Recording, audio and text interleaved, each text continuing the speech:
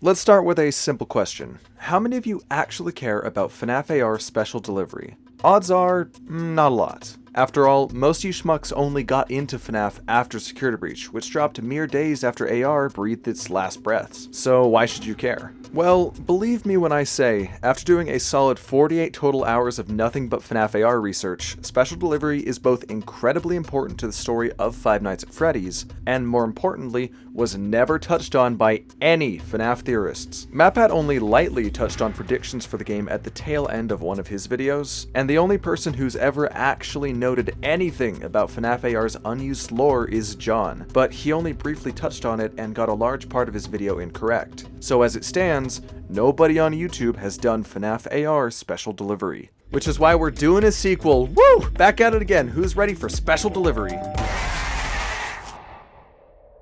So, now that I've lightly incentivized you into giving a crap about special delivery, what is there to know? Well, what if I made the absolutely bold claim that special delivery was actually the secret sequel of Ultimate Custom Night? When FNAF AR dropped, it launched with some pretty basic characters. Freddy Fazbear, Bonnie, Chica, Foxy, Balloon Boy, and Baby. Those characters made a lot of sense, considering this is a Fazbear-approved delivery service, obviously picking their most classic characters. But one that didn't quite fit the motif was Springtrap. Although we know Fazbear does like to poke fun at some of their more prolific characters, we know in this case that they certainly did not intend on making Springtrap. FNAF AR emails found from Fazbear customer service detail strange customer reports of a vintage Bonnie model with a really bad smell that is not in Fazbear's database. This proves, very obviously, that Springtrap wasn't a part of the intended package. So why does he exist? Well, let's take a look at some of the planned animatronics that never quite made it into special delivery. In the code of special delivery, there's quite a long list of animatronics planned for the game, some of which never made it. This list can be broken down by a string of code identifying whether or not said characters were intended for the game's initial release or not.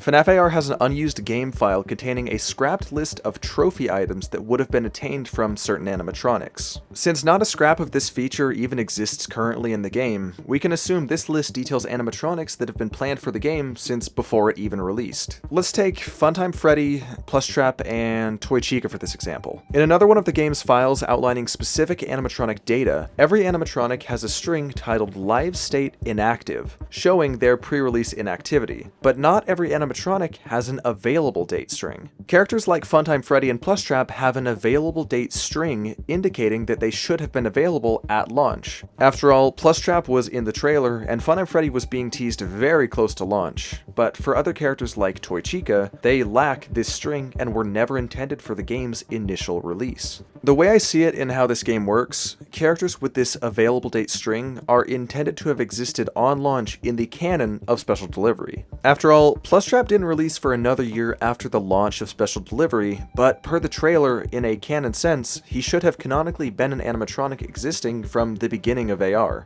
To cap this off, I'll throw a bit more info about all this on screen since it might be a bit confusing, but as a long story short for this theory, we're only looking at the list of animatronics intended for the service's launch. So, all the way back to the start of this, why does Springtrap exist in special delivery? Well, let's take a look at a few more animatronics that never released that also should have inexplicably never existed in special delivery. Nightmare Freddy, Foxy, Bonnie, Chica, Lefty, and most importantly Nightmarian. Bear in mind, this is a list of characters that, while they never released, if they had, in canon, would have certainly not been made by Fazbear Entertainment, but somehow would have just existed anyways like Springtrap. So how is that possible? Well, we actually get a bit of a hint from Springtrap himself. Pay attention to a few of his lines and tell me if they remind you of anything.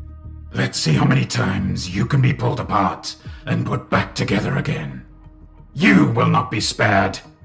You will not be saved. I am here to claim what is left of you. Did you catch it? Those aren't even Springtrap's lines. Those are lines ripped from UCN's very own Nightmare Fredbear. Let's see how many times you can be pulled apart.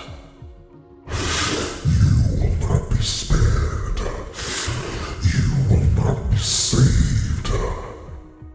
I am here to claim what is left of you. Did you think Nightmarion was a weird addition alongside the other nightmares? Well, he's not so weird when you consider he is literally the mascot of Ultimate Custom Night. Now, I get what you might say, but Nightmare Foxy wasn't in UCN. Well, neither was Jacobani, but guess what? He exists. Not just in AR, but also inexplicably in FNAF VR. And considering it doesn't sound like Jacko Chica was just made by Fazbear with the way she talks to William, I'd say they didn't make Jacobani either. So yeah, UCN doesn't have Nightmare Foxy or Jacobani, but we all know in canon it would. Scott was just limited with what he could actually cram into the game without it melting down. So, I'm making the claim that characters like Springtrap, Lefty, the Nightmares, the Jackos, and most importantly Nightmarion are all in AR because of Ultimate Custom Night. Though, pretty fairly, you're probably asking how that's even possible. And honestly, it took me some time to wrap my head around it. But the answer we seek just got revealed in Help Wanted 2. In Help Wanted 2, we learned for the first time exactly what Glitchtrap was, which works as the missing link between AR and Ultimate Custom Night. Basically, by judging by Glitchtrap's possession of the 6 missing children's memories, we now know that Glitchtrap isn't made of any pieces of William, but actually how those kids remember William. Simply put, Glitchtrap just doesn't have the same characterization as William Afton, nor even the same exact suit. And when you consider the idea that whatever he is might have been formed from the very last memories of a child who wouldn't care to remember the behavior or even exact look of their killer, you start to understand why Glitchtrap is the way he is. Furthermore, there's a very special piece to this equation, and that piece is actually Cassidy. Unlike the other missing children, or even Charlotte, Cassidy seems to be, for the most part, still around, and seems to have a very strong connection to Glitchtrap himself. She, as the princess, is his foil, his exact opposite, always determined to defeat him, be it in Princess Quest 3 when she destroys most of his code, or Princess Quest 4 where she passes the torch to us to defeat him ourselves.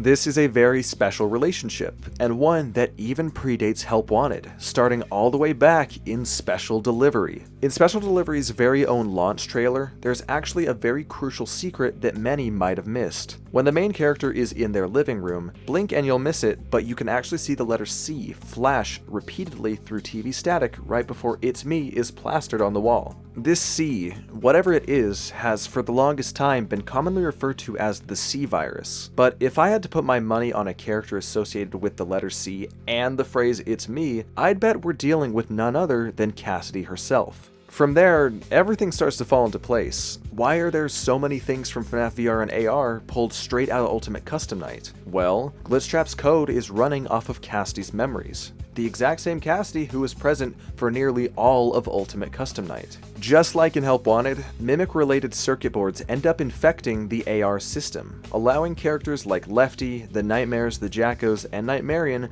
to all manifest from Ultimate Custom Night. All probably looking to hunt down every last AR Springtrap they can, with the one at the forefront being Golden Freddy himself. Don't think I forgot about him. Cassidy's taken a much more direct approach in AR, appearing as Golden Freddy instead of the princess, but still with the same vendetta against Springtrap as she does in VR. And that is how FNAF AR is the secret sequel to Ultimate Custom Night. Trust me though, we only just scratched the surface of what AR has to offer. Make sure to stick around for the next part where we talk about the Mimic virus and its intrusion into the heart of Fazbear Entertainment. In the meantime, you can go check out some related YouTube shorts I'll be dropping, or catch me active on Twitter at _PNG.